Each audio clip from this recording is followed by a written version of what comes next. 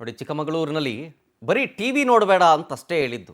ಯಾವಾಗ ನೋಡಿದ್ರೂ T V ನೋಡ್ತಾ ಇರ್ತೀಯಾ, ನೋಡಬೇಡ ನೀನು ಅಂತ ಹೇಳಿದ್ದಕ್ಕೇ ಪಾಪ ಒಂದು ಪುಟ್ಟ ಬಾಲಕಿ ಆತ್ಮಹತ್ಯೆಗೆ ಶರಣಾಗ್ಬಿಟ್ಟಿದ್ದಾಳೆ. ಈ ಘಟನೆ ನಡೆದಿರೋದು ಚಿಕ್ಕಮಗಳೂರು ಜಿಲ್ಲೆ ಕೊಪ್ಪ ತಾಲೂಕಿನ ಜಯಪುರದಲ್ಲಿ.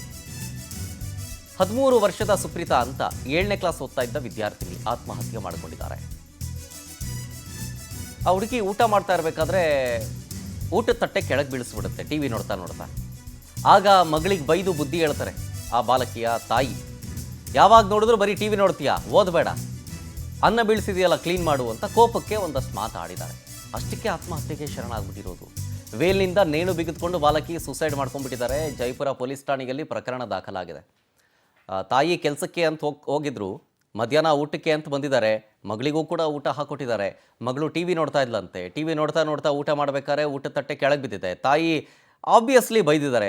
ಮಕ್ಕಳು ಹಿಂಗೆ ಟಿ ವಿ ನೋಡೋದ್ರಲ್ಲೇ ನಿರತರಾಗ್ಬಿಟ್ರೆ ಹೆಂಗಪ್ಪ, ಓದಲ್ಲ ಮಾಡಲ್ಲ ನೀನು ಅಂತೆಲ್ಲ ಬೈದಿದ್ದಾರೆ. ಅದಾದಮೇಲೆ ಅವರು ವಾಪಸ್ ಕೆಲ್ಸಕ್ಕೆ ಹೋಗಿದ್ದಾರೆ. ಅಮ್ಮ ಹೊರಗೆ ಹೋಗ್ತಿದ್ದಂಗೆ ಪಾಪ ಈ ಪುಟ್ಟ ಹುಡುಗಿ ತಾನು ಹಾಕೊಂಡಿದ್ದಂಥ ತನ್ನ ವೇಲ್ನಿಂದಲೇ ನೇಣು ಬಿಗಿದುಕೊಂಡು ಸೂಸೈಡ್ ಮಾಡ್ಕೊಂಡ್ಬಿಟ್ಟಿದ್ದಾರೆ. ಡೀಟೇಲ್ಸ್ ಕೊಡ್ತಾರೆ ಇದ್ರ ಬಗ್ಗೆ ನೆಕ್ಸ್ಟ್ ನಮ್ಮ ಪ್ರತಿನಿಧಿ ಸಚಿನ್ ಶೆಟ್ಟಿ ಫೋನ್ ಸಂಪರ್ಕದಲ್ಲಿ. ಸಚಿನ್, ಆಗಿದ್ದೇನು ಆಕ್ಚುಲ್ ಆಗಿ? ಖಂಡಿತ ಶರತ್, ಇತ್ತೀಚಿನ ದಿನಗಳಲ್ಲಿ ಮಕ್ಕಳು ಯಾಕೋ ಒಂದ್ ರೀತಿ ತಮ್ಮ ಒಂದು ಸ್ಥಿಮಿತನ ಕಳ್ಕೊಳ್ತಾ ಇದಾರ ಅಂತ ಕಾಣ್ತಾ ಇರ್ತಕ್ಕಂಥದ್ದು. ಯಾಕೆಂತಂದ್ರೆ ಬುದ್ಧಿಮಾತು ಹೇಳಿದ್ದಕ್ಕೇನೆ ಸುಪ್ರೀತಾ ಎಂಬ ಬಾಲಕಿ ಆತ್ಮಹತ್ಯೆ ಮಾಡ್ಕೊಂಡಿರ್ತಕ್ಕಂಥದ್ದು.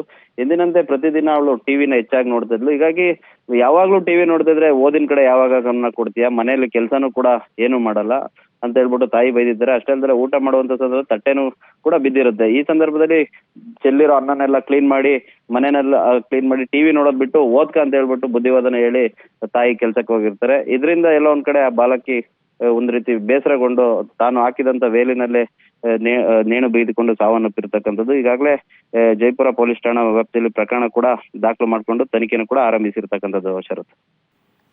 Okay, thank you Sachin ಡೀಟೇಲ್ಸ್ಗಾಗಿ.